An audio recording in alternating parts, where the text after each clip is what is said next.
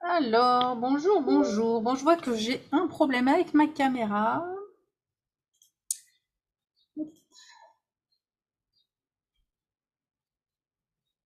Est-ce que ça va marcher ou pas?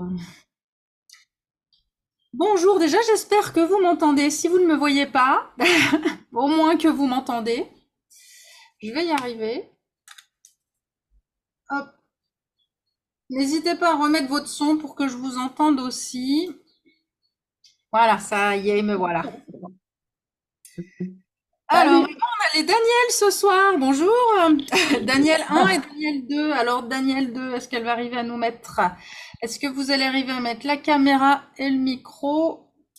Et je sais que j'ai eu beaucoup de messages d'absentes, hein, donc c'est possible que vous ne soyez que toutes les deux Ah. pour venir vous introspecter. Alors, Daniel, est-ce que vous arrivez à mettre vos caméras et vidéos ou est-ce qu'il n'y a pas? S'il n'y a pas, il est où le chat? Si jamais vous n'avez pas de caméra ni de vidéo, vous pouvez me le mettre par l'écrit sur le chat. Ben, moi, je l'ai, c'est bon, hein? Et toi, c'est bon. Ah oui, Oui, oui, oui, d'accord. Daniel sera l'autre. Je vais pas dire le nom parce qu'après ça sert à rien que je floute si je donne les noms à l'oral. Là, vous m'entendez? Ah oui, ça y est, on vous entend déjà, c'est Vous bien. voulez qu'on voie? Eh ben là, on commence à voir quelque Il, chose. il veut pas, il veut pas, il veut pas. Bon, ben, Ah si, c'est peut-être bon. eh ben voilà, Oui. on est tout bon. Bonjour. Bonjour. J'ai pris un coup de chaud là. Ouais, bah oui, mais c'est normal, il fait Non, mais 40 je, degrés. je viens de faire une bonne marche. Bon, bah c'est pour ça. Voilà, ça redonne un, un petit coup d'élan de chaud. Bah, vous voyez, moi aussi, j'ai eu du mal à démarrer ma caméra, hein. Peut-être il fait trop chaud aujourd'hui et les caméras ont du mal. Bon, eh ben, bienvenue à vous toutes les deux. Ouais. Et puis, eh ben, on va y aller du coup. On va commencer par notre petite méditation d'introspection. Déjà, ouais, voilà, vous allez vous poser, vous allez fermer les yeux, vous caler le dos. Je vais mettre la musique. Je fais mon genou assis. Je vais pas décaler. Voilà, donc vous fermez les yeux et vous vous laissez porter. On va faire ce petit moment de gratitude. Voilà, vous allez vous connecter en fait avec la gratitude. On se connecte à ce qui nous ressource. Et la valorisation de soi est une de nos plus grandes ressources. Et malheureusement, nous manquons souvent de bienveillance envers nous-mêmes et nous oublions de nous féliciter pour nos réussites. Et souvent, en revanche, eh bien, on a plus de facilité à nous blâmer pour ce que nous considérons, et souvent à tort, comme des échecs. Donc je vous invite à réfléchir à quelles sont vos dernières petites victoires. Prenez un instant pour faire le constat de ce que vous avez réussi à faire ces derniers temps.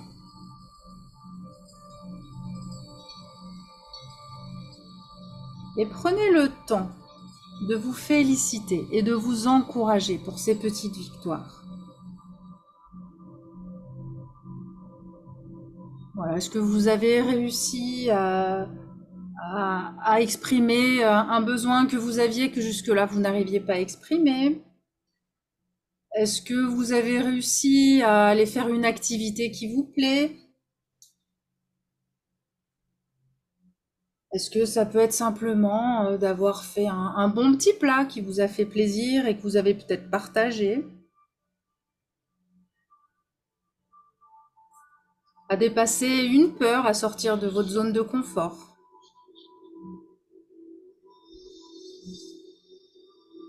Et en posant un regard bienveillant et un regard de compassion sur vous-même, vous trouverez forcément une situation dans laquelle vous avez toutes les raisons d'être fier de vous, aussi minime soit-elle. Et toutes ces petites victoires méritent d'être conscientisées pour venir alimenter votre confiance en vous, pour vous aider à vous sentir légitime dans ce que vous vivez. Et félicitez-vous parce que vous le méritez.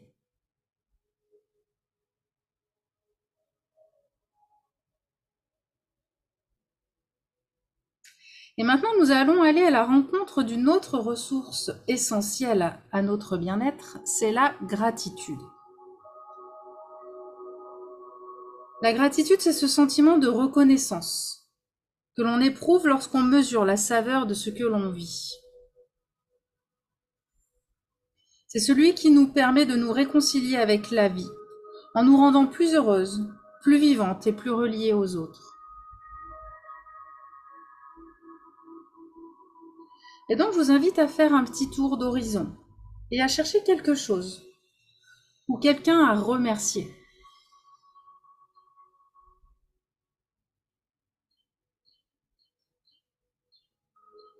Il y a forcément un petit ou un grand détail qui mérite votre reconnaissance aujourd'hui.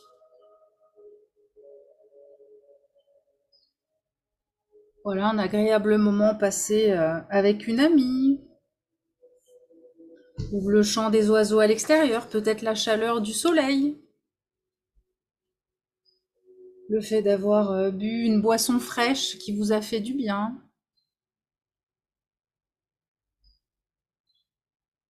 Quelle est votre gratitude pour aujourd'hui? Envers qui et envers quoi?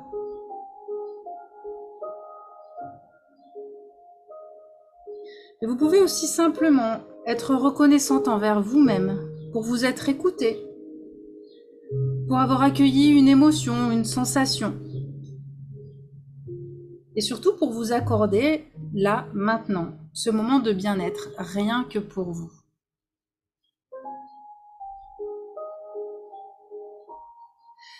Et en cultivant cet état d'esprit positif, en vous félicitant régulièrement,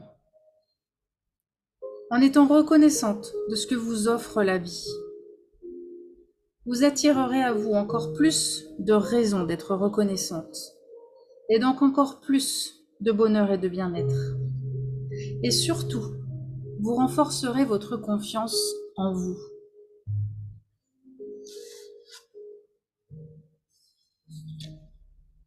Et je vais vous lire le petit texte sur l'estime de soi. Et donc dans tout l'univers, il n'y a pas une autre personne qui soit exactement semblable à moi. Je suis moi, et tout ce que je suis est unique. Je suis responsable de moi-même. J'ai tout ce qu'il me faut, ici et maintenant, pour vivre pleinement. Je peux choisir de manifester le meilleur de moi-même. Je peux choisir d'aimer. Je peux choisir d'être compétente, de trouver un sens à ma vie. Je peux choisir de me développer, de croître et de vivre en harmonie avec moi-même et avec les autres. Je suis digne d'être acceptée et aimée exactement comme je suis ici et maintenant. Je m'aime et je m'accepte. Et je décide de vivre pleinement dès aujourd'hui.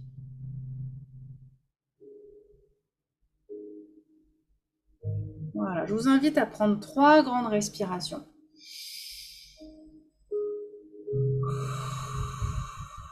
Voilà, laissez infuser toutes ces émotions, toutes ces pensées. Allez, encore une fois, vous inspirez bien. Et voilà, soufflez. Et une dernière fois, vous inspirez bien. Et soufflez.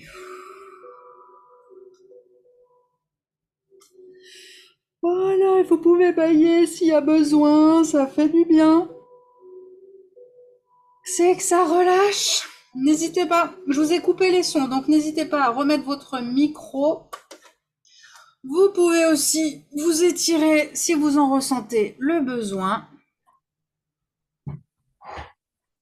Voilà, ça va? Oui. Et on va reprendre notre sujet sur l'anxiété. J'ai quelques petits papiers pour parler de l'anxiété, hein. C'est un sacré sujet, hein. Bon, et déjà, est-ce que y a des questions par rapport à ce qu'on a vu sur les deux précédents moments, enfin sur l'anxiété? Est-ce que y a besoin de revenir sur un point ou ça va pour toutes les deux? Non, ça allait. Ça va? J'ai pas revu, donc Vous n'avez pas revu. Bon, bah, comme ça, au moins, il n'y a pas de questions. Alors, bah, c'est pas grave, de toute façon, on continue. Je vais refaire de toute façon, un petit récapitulatif, comme la dernière fois. Donc, en gros, l'anxiété est vraiment en lien avec l'incertitude. Plus la situation que vous allez traverser va être emplie d'incertitude, et plus il y aura d'anxiété. Si je redonne la définition de l'anxiété, c'est un sentiment de mal-être général dû à une issue incertaine. Et en fait, c'est qu'on ressent de l'anxiété quand on ne sait pas dans quelle mesure des forces supérieures vont avoir un impact sur nous. C'est-à-dire qu'en plus, il y a des choses de l'extérieur qui vont interférer. Et donc ça crée du coup de l'incertitude parce qu'on n'a pas la main dessus. Et du coup, ça va accentuer l'anxiété. Et donc la différence avec la peur, c'est de croire qu'un événement spécifique va se produire. L'anxiété, c'est qu'on ne sait pas, on a l'impression qu'il va y avoir une issue incertaine, on n'est pas sûr, il y a des choses qui peuvent arriver. La peur, c'est qu'on croit que tel truc va arriver. Donc il y a une petite nuance.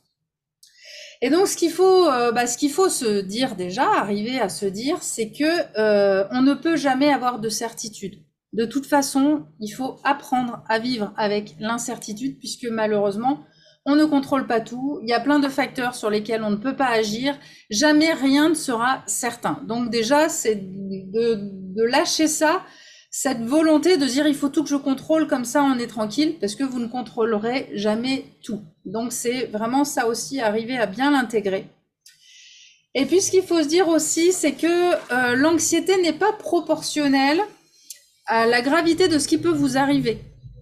C'est-à-dire que des fois, on va préférer savoir qu'il y a un truc grave qui va nous arriver, mais savoir que ça arrive, plutôt que d'aller dans un endroit où on ne sait pas du tout ce qui va se passer. Et ça, je sais pas si ça vous est déjà arrivé, mais des fois, ça peut arriver pour les personnes qui attendent des diagnostics médicaux et qui vont préférer avoir un diagnostic grave, mais au moins savoir où elles vont, ça va les rassurer, plutôt que d'être dans l'errance médicale. Parce que notre cerveau a besoin de savoir. Et ça le rassure, même s'il sait que ce qui arrive est compliqué. Et donc là, l'idée, c'est de vous amener à transformer donc votre état d'esprit pour vous sortir de ce côté de vouloir à tout prix contrôler et surtout d'être dans la panique quand vous ne pouvez pas contrôler, de mieux gérer ces situations où malheureusement on ne peut pas tout contrôler. Donc ce qu'on avait vu la toute première fois, un exercice que vous pouvez faire déjà quand vous avez de l'anxiété comme ça, des choses qui montent, déjà ça va être de faire une pause pour accueillir votre stress et votre incertitude. C'est de prendre le temps d'accepter qu'il y a une incertitude et de pas se dire ah ben là, faut surtout pas que j'y pense, je vais m'occuper en faisant autre chose. Comme ça, je ne pense plus à ce qui me stresse. Parce que le problème, c'est que ce stress, il existe encore et que du coup, dès que vous allez arrêter d'être occupé, alors certes, pendant que vous serez occupé, vous n'y penserez plus, mais dès que vous allez finir votre occupation, le stress, il va revenir. Et comme vous l'aurez pas écouté, il risque de venir encore plus fort. Donc, c'est important de prendre ce temps, de dire, ouais, là, je me sens pas bien, là, il y a un stress, qu'est-ce que c'est que ce stress? Et puis, alors, une des techniques qui peut vous aider, donc, comme on disait, c'était d'écrire à votre anxiété. Voilà, mon anxiété, voilà ce qui m'arrive quand t'es là, voilà ce que je ressens. C'est vrai qu'à chaque fois que je vis ça, ça se déclenche. Et en fait, vous, le fait de l'écrire, ça va vous permettre de conscientiser quels sont les éléments qui vont déclencher votre anxiété. Et des fois, c'est un peu tout bête, mais le fait de l'écrire et d'en prendre conscience, ça peut vous donner des solutions, l'air de rien, de se dire, tiens, c'est marrant, en fait, à chaque fois que je vis cette situation, ça me met dans un stress. bon bah, est-ce que je pourrais éviter de revivre cette situation? Ou comment est-ce que cette situation, je pourrais la vivre autrement? Ou comment est-ce que je pourrais faire les choses autrement? Et en fait, le fait de l'écrire, alors tiens, bah du coup, ça me fait penser à ça tout de suite. Une fois, mon mari m'a parlé que, alors en informatique, ils ont ce qu'ils appellent le symbole du canard en plastique. Je sais pas si vous en avez déjà parlé, à vous, de ce canard en plastique. En gros, ils visualisent qu'ils ont parce que ils se sont rendus compte que donc quand on a un problème, bon là c'est en informatique, mais c'est valable pour tout problème.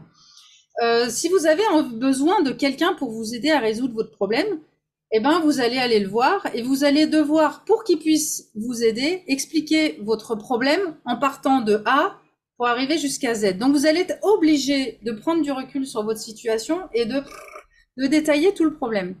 Et la plupart du temps, bah, par exemple, si on parle donc de cette idée d'informatique, on va le dire ça à un collègue.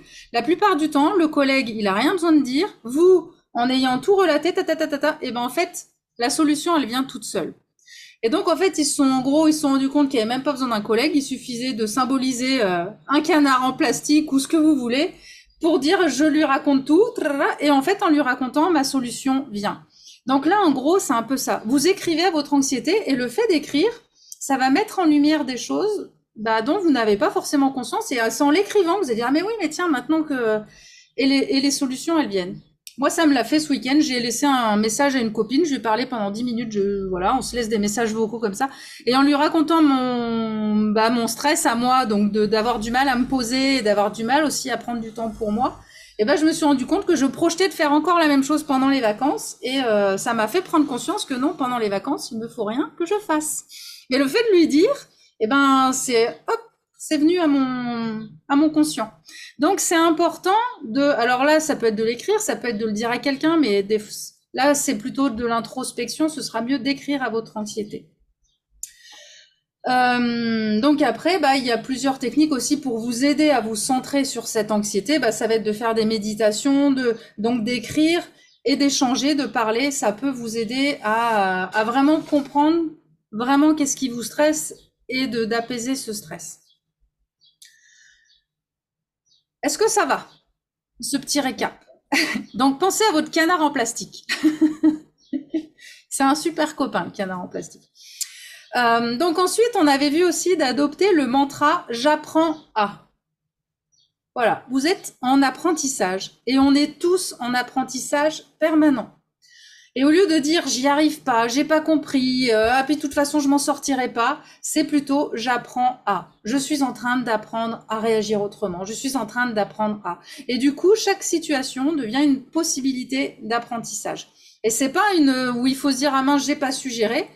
Eh ben, peut-être oui, j'ai pas su gérer, mais du coup, j'apprends pour que la prochaine fois, je gère autrement. Et c'est vraiment le j'apprends à. Donc voilà, j'apprends à m'aimer, j'apprends à me détacher du regard des autres, j'apprends à me détacher de mon éducation, de tout ce qu'on m'a inculqué. Je suis en train d'apprendre à. On vous demande pas d'être parfaite tout de suite et de tout gérer tout de suite et de tout savoir faire tout de suite. D'abord, c'est pas possible. Donc vous restez dans cette idée de j'apprends à. Vous êtes dans un état d'esprit de croissance, de j'avance. Donc ça va vous aider aussi à mieux gérer l'anxiété, de se dire ok, je ne peux pas tout contrôler, mais progressivement j'apprends de mieux en mieux à gérer les situations inconnues. Et puis donc ce qu'on avait dit aussi, c'est que des fois d'avoir des rituels, ça peut vous aider à vous apaiser. Ça après, ça peut être de savoir que tel jour vous programmez tel repas, ou le matin d'avoir toujours un même schéma pour prendre soin de vous. Il y a plein de petites techniques comme ça qui vont vous aider à avoir une routine, et ça peut rassurer. Il y a des personnes que les routines rassurent énormément. Après, bien entendu, il ne faut pas que ça devienne un stress supplémentaire si on ne peut pas respecter la routine. Hein? C'est pas mince, aujourd'hui j'ai pas pu, oh là là, mauvaise fille. Donc l'idée c'est de vous rassurer, puis les jours où vous pouvez pas, c'est pas grave. Aujourd'hui j'ai pas pu faire ma routine, je la ferai demain, et puis voilà, l'idée c'est que ce soit vraiment des moments qui vous fassent du bien. La troisième chose qu'on avait vue, c'était d'identifier quelle est la peur derrière votre anxiété. Et donc souvent, la peur ne vient pas de la peur que ça change, la peur vient de qu'est-ce que je vais perdre dans ce changement. Et donc, c'est vraiment chercher à identifier finalement, qu'est-ce que je risque de perdre et qui me stresse? Donc, pour vous aider, vous pouvez vous poser donc ces 3 questions. Donc, il y a qu'est-ce qui me fait peur, réellement, là, comme ça, qu'est-ce qui me fait peur? Vous posez la question aussi de qu'est-ce qui pourrait mal se passer si je continuais dans la situation, qu'est-ce qui pourrait mal se passer? Et à quoi ressemblerait chaque scénario et comment je les vivrais? Et donc là, c'est de vous projeter dans différentes solutions possibles et de voir chaque solution finalement, comment je le vivrais? Voilà, est-ce que ce serait bien? Est-ce que ce serait moyen? Est-ce que vraiment ce serait insupportable? Et de voir vraiment comment, pouvoir anticiper un peu les scénarios. Alors après, ce qu'on avait aussi précisé la dernière fois, ce que je vous avais précisé, c'est de faire attention au pire des scénarios, de pas tomber dedans et de pas surjouer le pire des scénarios. Même si le pire des scénarios peut arriver, le but c'est pas après de ne penser qu'à lui. C'est au contraire, c'est d'en prendre conscience, de trouver éventuellement comment je pourrais gérer si c'était le pire des scénarios qui arrivait, mais aussi de faire tous les autres scénarios, de penser aux autres scénarios possibles. Et puis, dans l'idée, ça va être aussi de vous dire, mais finalement, par rapport à ce pire scénario, est-ce qu'il est vraiment réel? Est-ce que vraiment ça peut arriver ou est-ce que c'est simplement mon esprit qui part vraiment très loin? Est-ce que c'est juste des suppositions? Quelle est la probabilité réelle en toute objectivité que ça se produise? Est-ce que vraiment je suis pas en train de projeter un truc qui de toute façon n'arrivera vraiment jamais? Et puis surtout, jouer aussi toujours dans votre inconscient, dans vos visualisations, le meilleur scénario. Finalement, quelle serait la meilleure solution? Et puis après, vous essayez d'évaluer aussi quel serait celui qui serait le plus susceptible d'arriver. Des fois, ça peut être le meilleur scénario qui finalement serait le plus susceptible d'arriver. Mais on se focalise sur le pire. Donc, essayez d'être objectif quand vous faites ça. Ça va vous aider à vous détendre. Et en fait, l'idée, c'est vraiment de vous dire, au lieu de se dire ça va pas marcher, c'est de se dire et si ça marchait? Et si ça se passait bien? Et si finalement, tout se passait bien? Donc, quand vous devez engager une discussion, par exemple, avec quelqu'un et que vous savez que ça va être peut-être un sujet un peu délicat, essayez vraiment d'imaginer qu'est-ce qui peut m'arriver de pire si j'aborde ce sujet, qu'est-ce qui peut m'arriver de mieux si j'aborde ce sujet, et puis finalement trouver la probabilité de chacun, et puis est-ce que ce qui peut m'arriver de pire, est-ce que c'est si grave que ça? C'est aussi relativiser les dangers. Moi, je revois toujours ma coach qui m'a dit ça il y a quelques mois maintenant, et j'y repense vraiment tout le temps, c'est est-ce que c'est vital? Est-ce que en allant dans cette situation, je suis en danger de mort? La plupart du temps, la réponse est non. Donc en vrai, quel est vraiment le danger? Quel est vraiment le danger d'aller vers une situation qui nous place dans un inconfort où il y a de l'incertitude? Mais en vrai, les situations qui vous mettront en danger de mort, vous les connaissez parfaitement, donc vous n'irez pas de toute façon. Et ça, vraiment, dites-le vous quand il y a un truc vers lequel vous sentez que vous avez besoin d'aller, mais qui vous fait très peur. Vraiment, est-ce qu'il y a un réel danger? Le jugement de l'autre aussi, c'est pareil. Bon, par exemple, je sors, je suis complètement décoiffée, machin. Peut-être que les gens vont me juger, vont dire non, mais ça là, elle est négligée. Mais en fait, qu'est-ce que ça fait? En fait, il y a aucun danger. Vous serez toujours en vie, vous serez toujours pareil et tout va bien. Donc, c'est vraiment se poser cette question-là. Est-ce que c'est vital? Est-ce que je risque un danger vital? Et ça va vous aider à lâcher pas mal de vannes. En tout cas, moi, je me le répète très souvent maintenant. Est-ce que je passe l'aspirateur ou pas? Oh, il n'y a pas de danger de mort. C'est bon. Allez, on verra plus tard.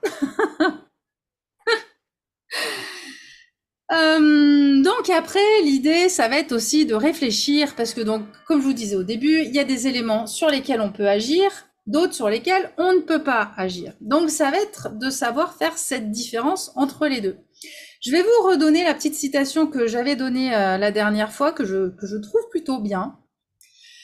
Et donc cette citation, c'est « Donnez-moi la sérénité d'accepter les choses que je ne peux pas changer ». Donc la sérénité d'accepter les choses que je ne peux pas changer. Donnez-moi le courage de changer les choses que je peux changer. Parce que c'est pas si simple, et là vous vous en rendez compte, maintenant toutes les deux, ça fait déjà plusieurs mois qu'on a commencé, c'est pas si simple de changer les choses. Des fois on prend conscience, mais ça demande du courage, ça demande de l'énergie, ça demande de la volonté, et il y en a beaucoup qui l'ont pas, qui font pas, qui savent très bien qu'ils doivent changer des choses, mais qui restent dans ce confort et qui ne prennent pas ce courage.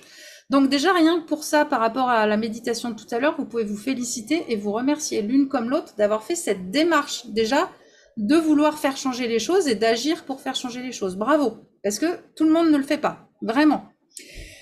Donc le courage de changer les choses que je peux changer, parce que là finalement la seule chose que vous pouvez changer c'est vous. Hein. Les autres vous ne pouvez pas, les événements vous ne pouvez pas, par contre vous pouvez. Donc agir sur vous, vous pouvez. Mais ça demande du courage.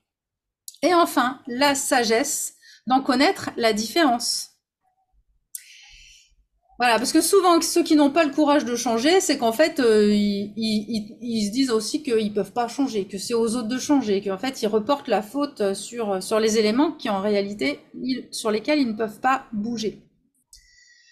Voilà, donc la sérénité d'accepter les choses que je ne peux pas changer, le courage de changer les choses que je peux changer, et la sagesse d'en connaître la différence.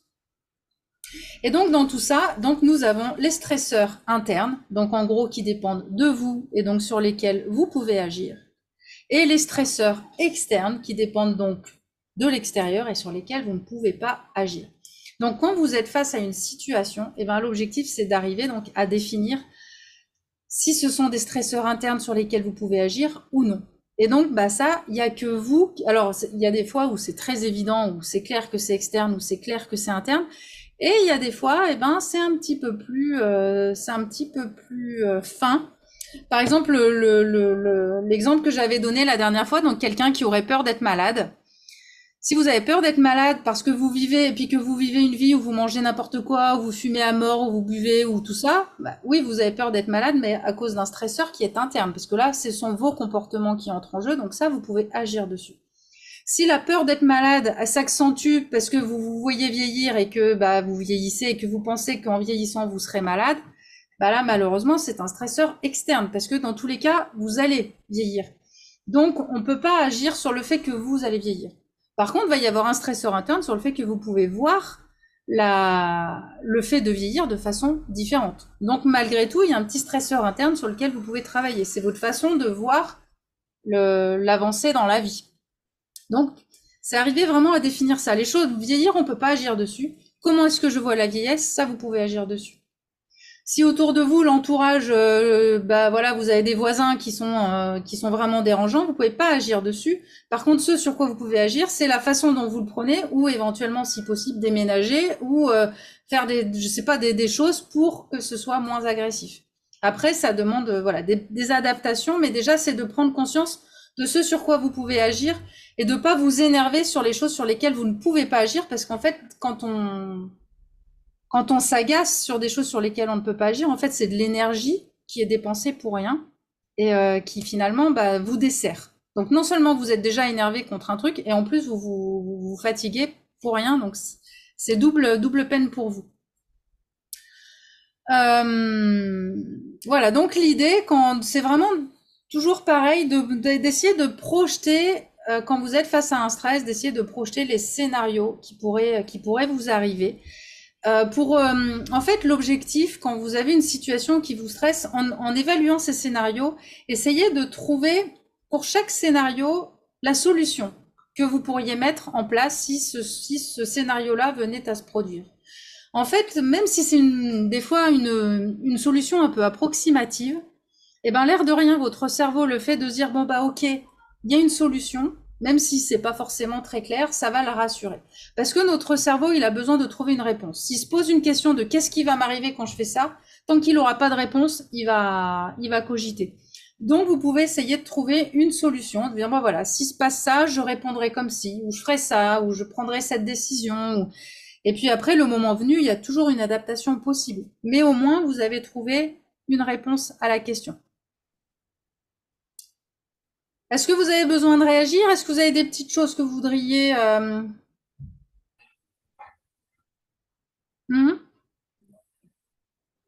que je vérifie que j'ai pas oublié de vous dire quelque chose. Voilà, la question à vous poser, c'est qu'est-ce que je vais faire si? Qu'est-ce que je vais faire si se passe ci? Qu'est-ce que je vais faire si se passe ça?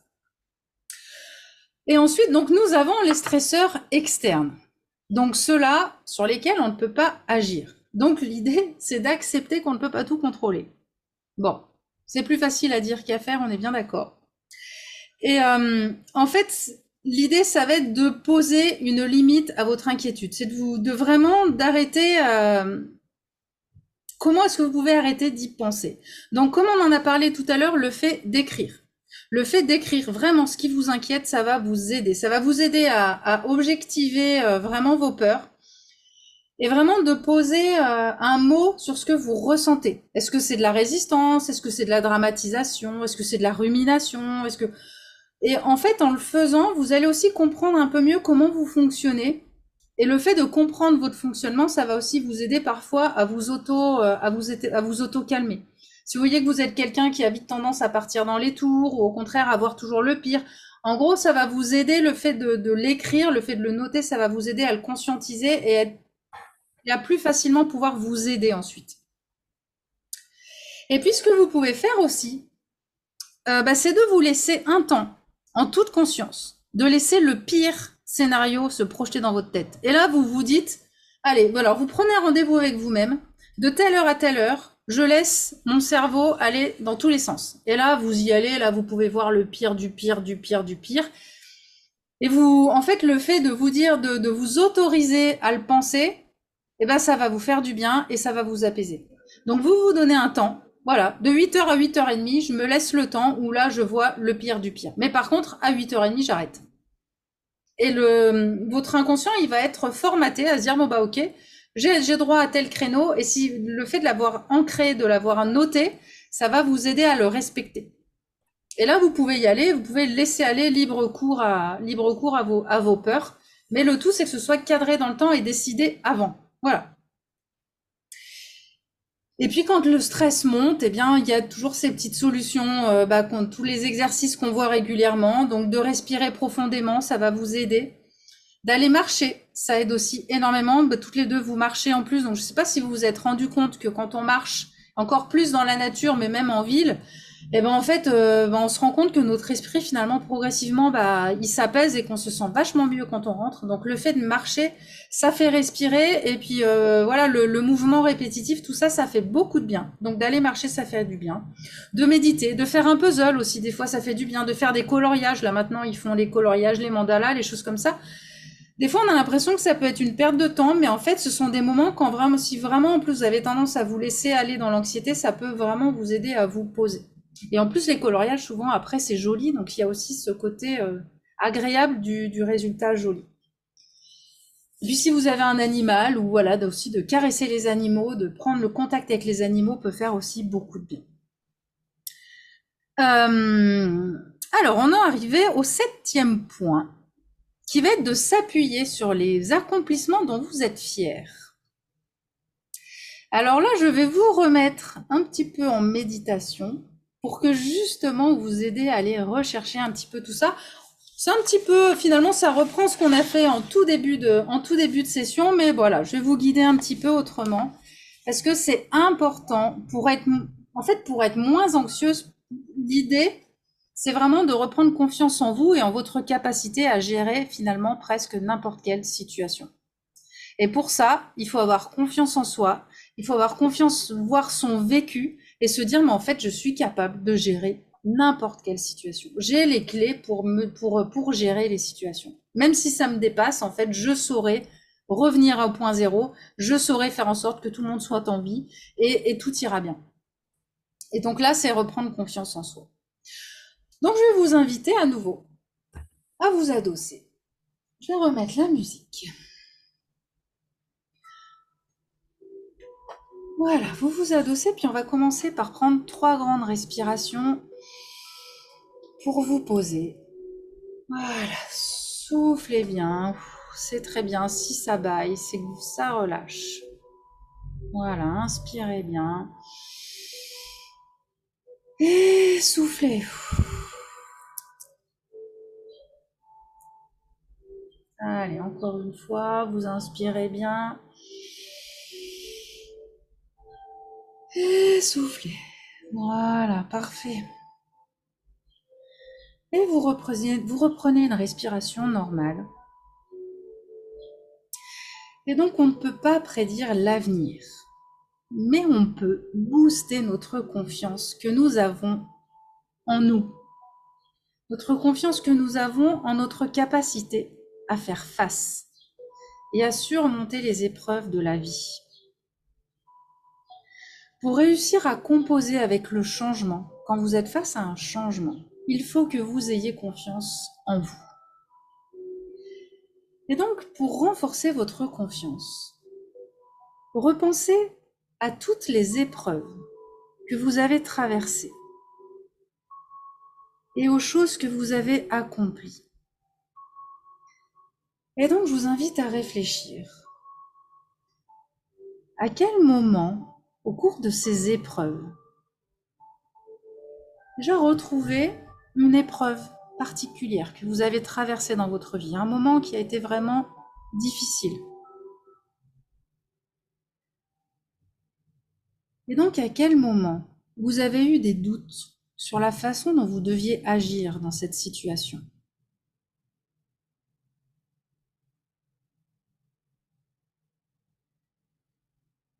Essayez de retrouver aussi comment est-ce que vous avez surmonté ces doutes.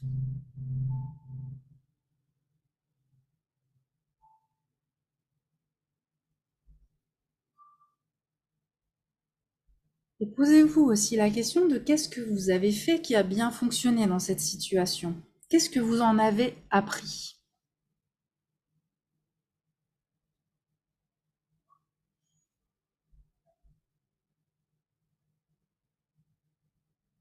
Voilà, remettez-vous dans la résolution de cette situation qui a été difficile.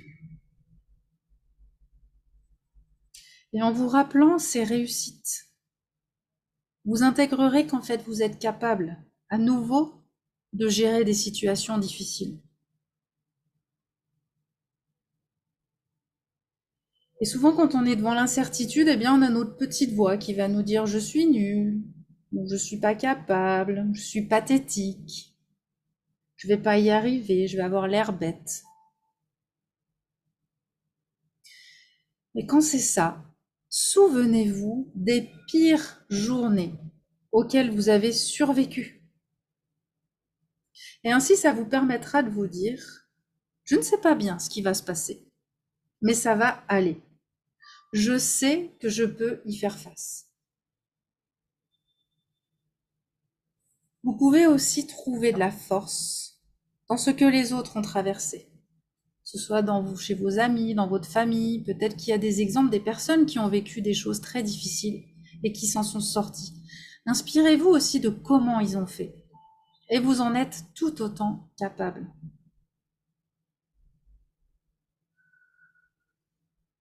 Et dites-vous que vous avez survécu à 100% des journées infernales que vous avez traversées. Quel que soit ce qui vous est arrivé dans votre vie, vous avez survécu et vous êtes aujourd'hui toutes les deux là, plutôt en bonne santé. Donc vous êtes capable de gérer des situations très difficiles. Et puis ce qui peut vous aider pour améliorer votre confiance en vous et que vous avez déjà commencé à faire chacune, c'est de vous fixer régulièrement des petits objectifs pour vous sortir de votre zone de confort. Et plus vous allez sortir de votre zone de confort, plus vous allez expérimenter que vous êtes capable d'en sortir, capable de vivre des choses différentes, qui sont même parfois super agréables. Et ça va augmenter progressivement votre confiance en vous. Voilà, alors ça peut être des trucs tout bêtes, de se dire, tiens, je vais tester un nouveau café, un nouveau sport, je vais essayer, tiens, je vais rappeler une copine que j'ai pas vue depuis longtemps, voilà, des petites sorties au début, des petites choses qui vous demandent pas un gros effort, mais progressivement, vous verrez que vous pourrez aller de plus en plus loin et vous allez vraiment gagner en confiance en vous. Et vraiment, l'idée, c'est que vous ayez confiance en votre capacité à gérer les situations inconnues et stressantes. Et plus vous allez les affronter, et plus vous allez vous rendre compte que vous en êtes capable. Et du coup, moins il y aura de situations inconnues et stressantes.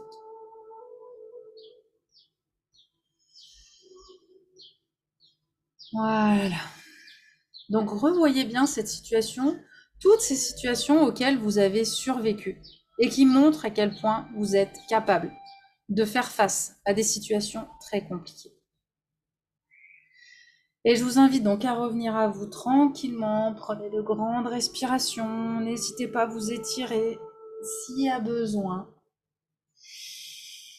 Hmm.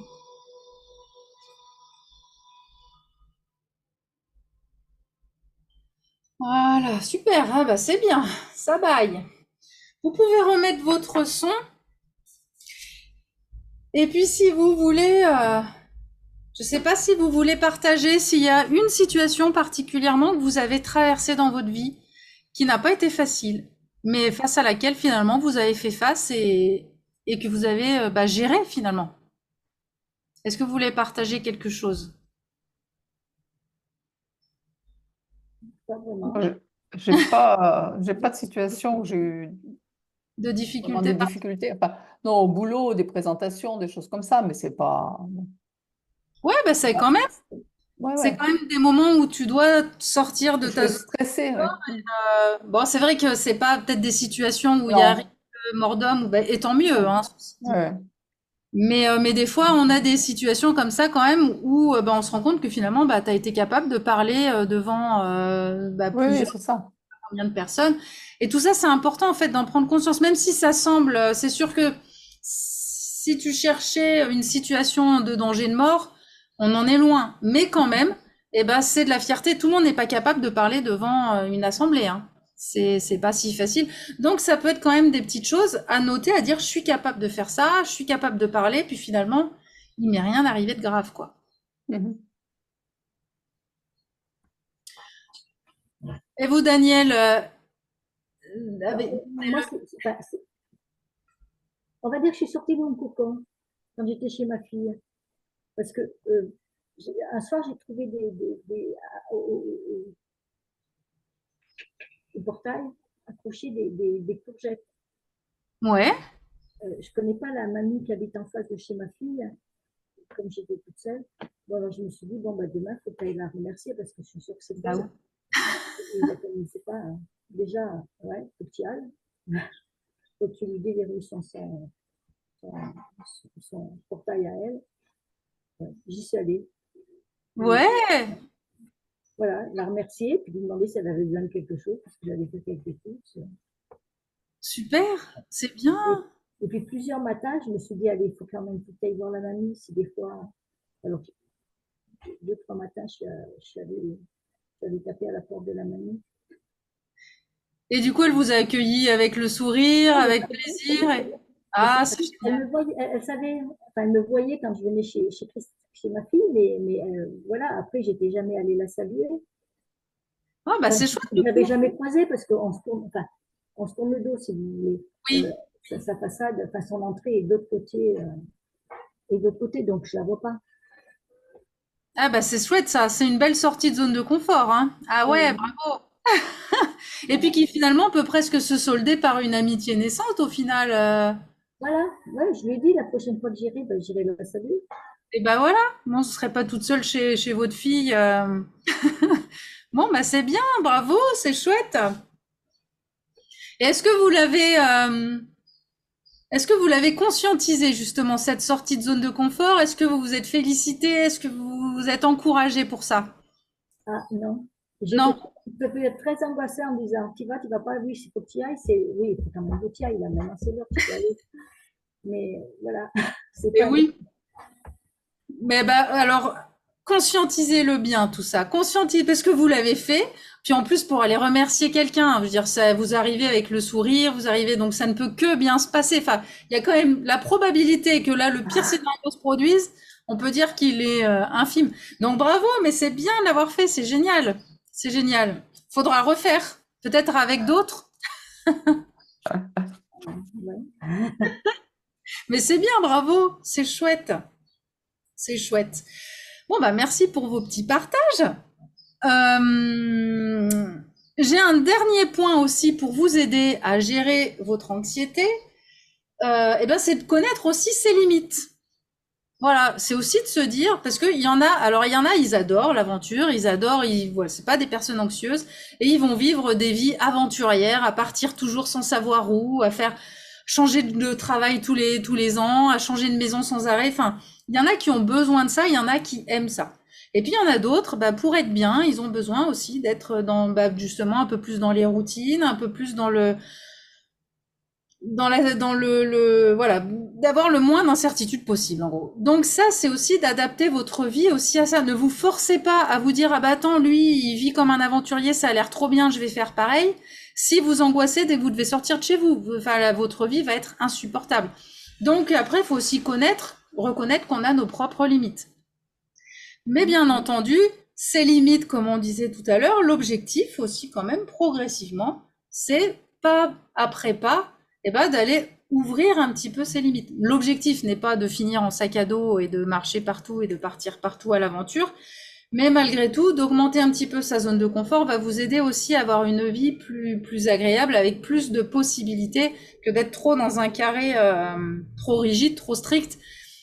Et après, des fois, ce qui peut se passer quand on reste trop dans cette rigidité, c'est que la moindre sortie après de ce cadre devient angoissant, devient de l'inconnu.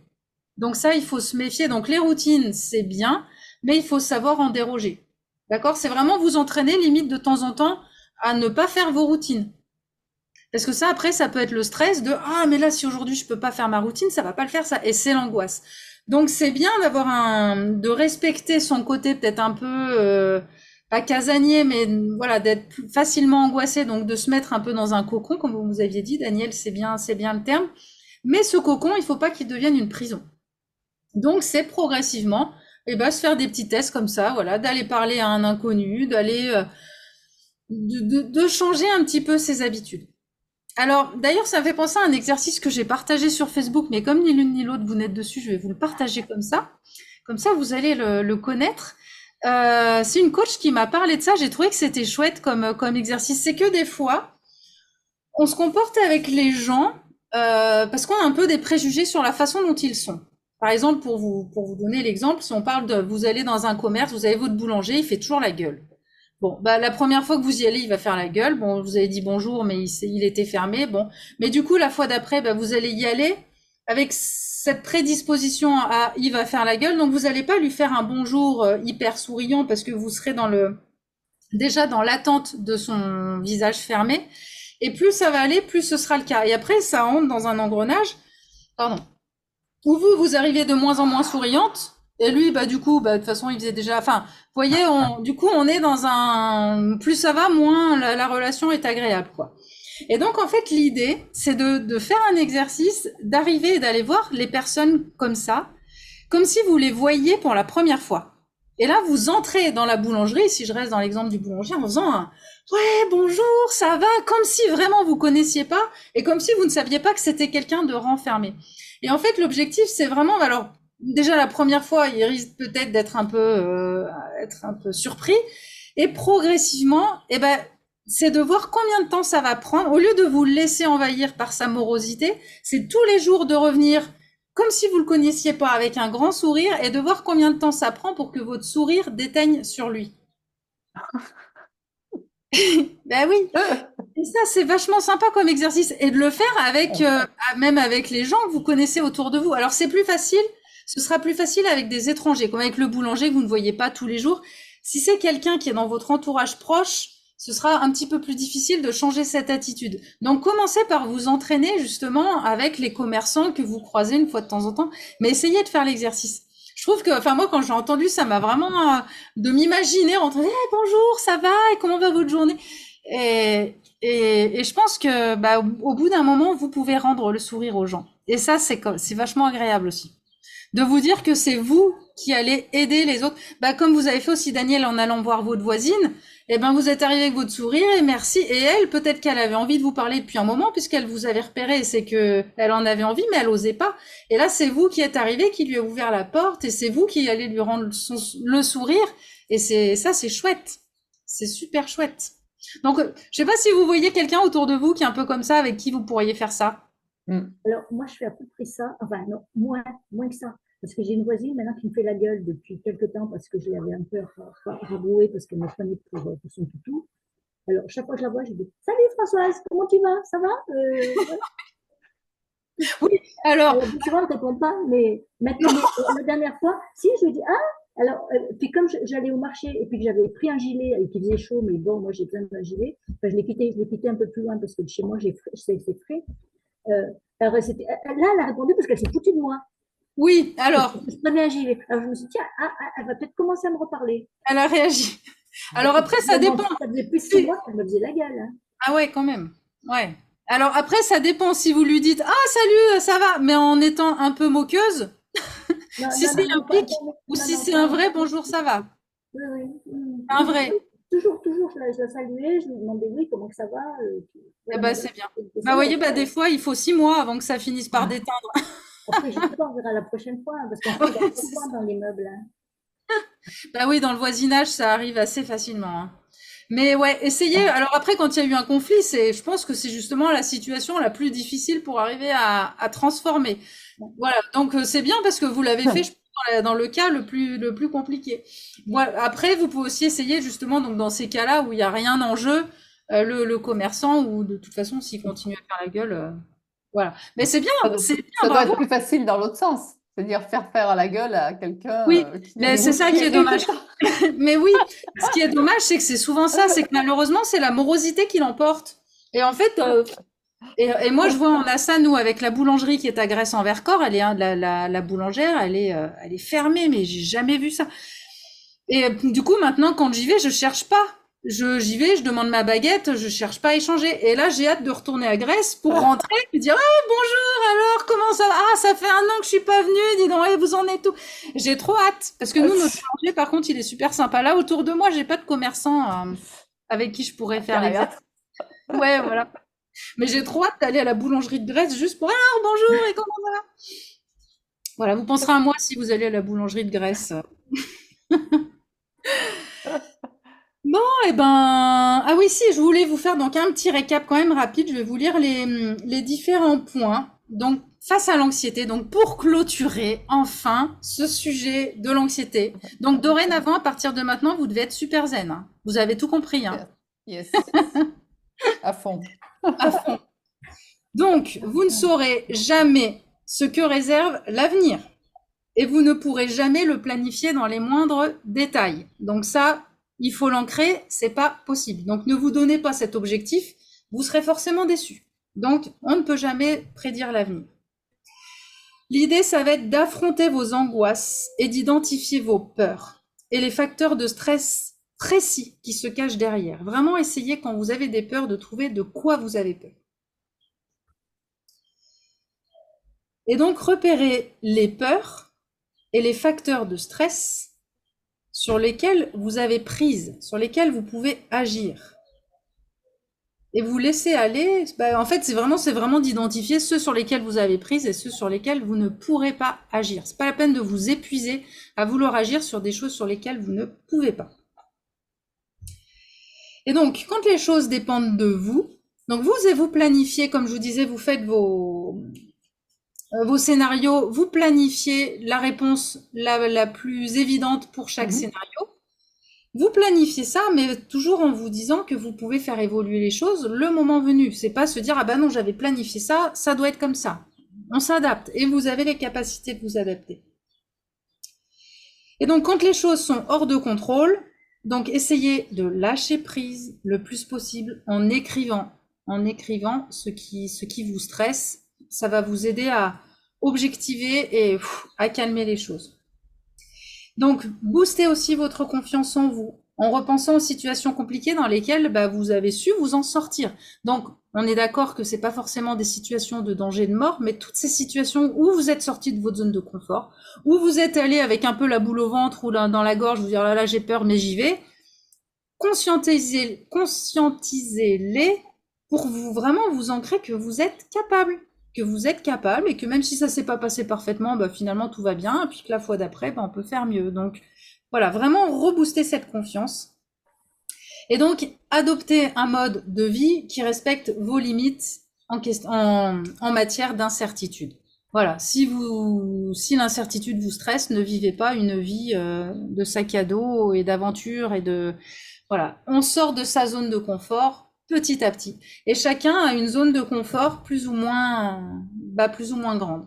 Par contre, c'est vrai que plus votre zone de confort sera large et plus vous aurez une vie sympathique. Quelqu'un qui a une zone de confort toute petite, c'est beaucoup, beaucoup de stress, beaucoup d'angoisse, du coup beaucoup de douleurs aussi, puisque bah, voilà, les émotions, les stress nous créent des douleurs. Donc plus on est confiné dans cette prison de verre, en gros, et du coup moins on est bien dans sa vie, quoi. Donc progressivement, forcez-vous, même encore aujourd'hui. Alors c'est vrai que le boulot, bah, le travail nous oblige à sortir de nos zones de confort. Après, à la retraite, eh ben finalement, peut-être qu'on a un peu plus tendance à se laisser aller, à se laisser vivre dans son confort. Mais je vous encourage quand même, si vous voulez vraiment aller de mieux en mieux, à vous faire ces petites sorties de zone de confort, d'aller, bah, comme vous avez fait, Daniel, c'était super, d'aller remercier la voisine.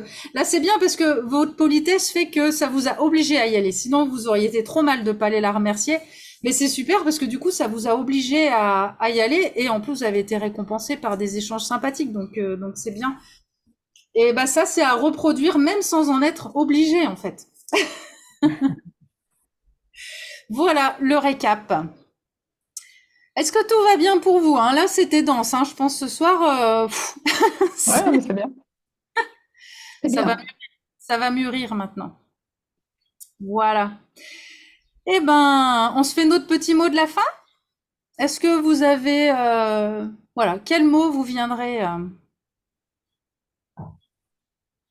Moi, j'ai envie de dire échange. Ah oui, ça c'est sûr. Ouais. C'est le même pour vous? Vous n'avez pas un mot qui... Là, pour une fois que je parle, Hein? je dis pour une fois que je parle, ce sera l'échange. Ce sera... Oui, c'est vrai. Mais oui, c'est vrai. Eh ben alors ça, il faut le noter. C'est vrai. Il faut le noter dans vos fiertés, ça, hein, d'avoir participé ce soir et d'avoir échangé des choses. Mais c'est clair. Ah ouais, j'avais pas réalisé. C'est vrai. Bravo, bravo, bravo. Eh, comme quoi, la sortie de Tout zone de confort. arrive. Et ouais, et en fait, la zone de confort, ça grandit, hein. Ouais. Bravo. Bon, bah, ça aurait été aussi expérience ce soir. C'est ça. Ouais, c'est génial. Bon, bah, en tout cas, je vous remercie pour votre écoute, d'avoir été là ce soir. Je vous souhaite une très bonne soirée. Et puis, bah, à bientôt, hein. À bientôt. À On se bientôt. voit, mais bientôt. Allez, bonne Ciao. soirée. Au revoir. Au revoir. Bonne soirée. Au revoir. Ciao.